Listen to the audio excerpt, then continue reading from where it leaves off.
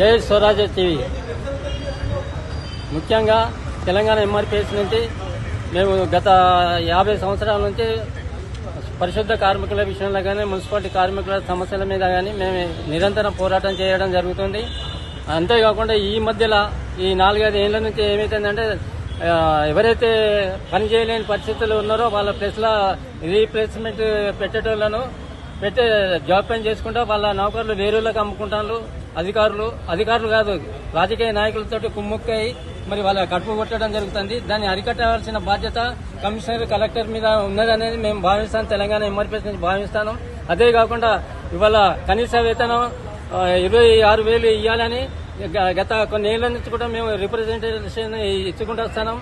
అదే కాకుండా ఇంకో విషయం ఏంటంటే వీళ్ళు నిరంతరం ఒక బాన్సైల్లాగా ఒక కార్మికులను గుడ్లను చూసినట్టు చూడడం జరుగుతుంది అధికారులు.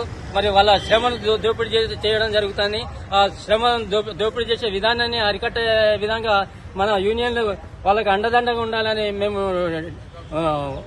నాయకులకు డిమాండ్ చేస్తాను. ఇప్పటికైనా కూడా నాయకులు ముందుకొచ్చి వాళ్ళకు జరుగుతున్న అన్యాయం కోసం పోరాటం చేయవలసిన బాధ్యత మన మీద ఉన్నదనేది మేము అధికారులకు దృష్టికి తీసుకోబోతాం.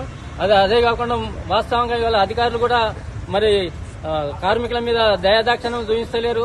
నిజంగా కూడా వాళ్ళ అయ్య జాగిరి, వాళ్ళ అబ్బ జాగిరి మాదిరిగా వ్యవహరిస్తాను. ఆ విధానాన్ని మనం ఎండగట్టవలసిన బాధ్యత నాయకుల మీద ఉన్నదని మేము తెలంగాణ ఎంఆర్పీఎస్ నుంచి డిమాండ్ చేస్తున్నాం.